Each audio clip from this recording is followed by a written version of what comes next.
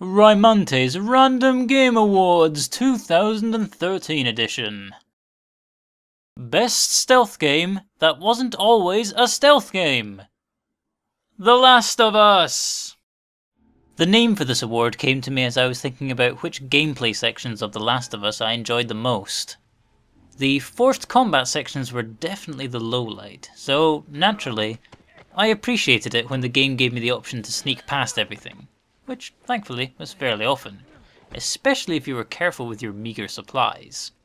The feeling of managing to sneak past all the mean bandits or scary infected in the area without any of them knowing you were there is an excellent feeling that only some of the best stealth games can offer.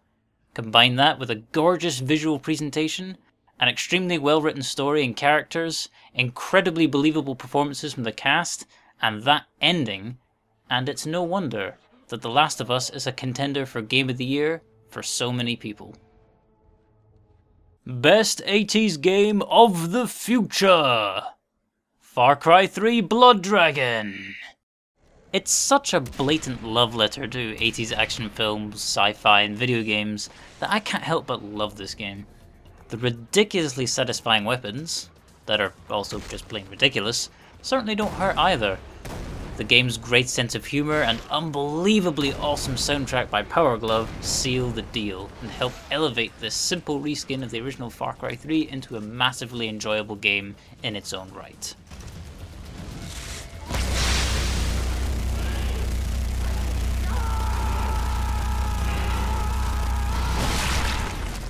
Best Walking Game! The Stanley Parable!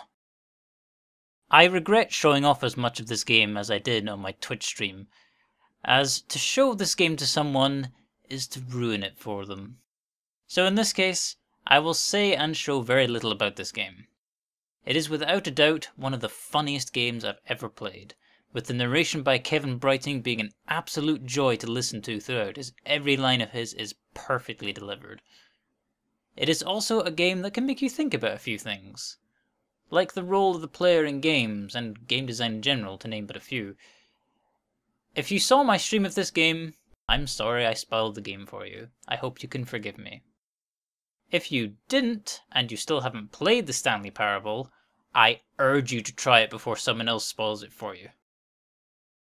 Coolest game of the year, man. Gunpoint. Seriously, this game just oozes coolness. From the soundtrack that is just perfect for that stealthy espionage vibe, to a main character dressed in a trenchcoat and fedora who can leap tall buildings in a single bound and possesses a sharp wit in conversation, makes this the epitome of cool for 2013, as well as just a damn good game. I must thank you, Sectus and Gar, for streaming this game that one time.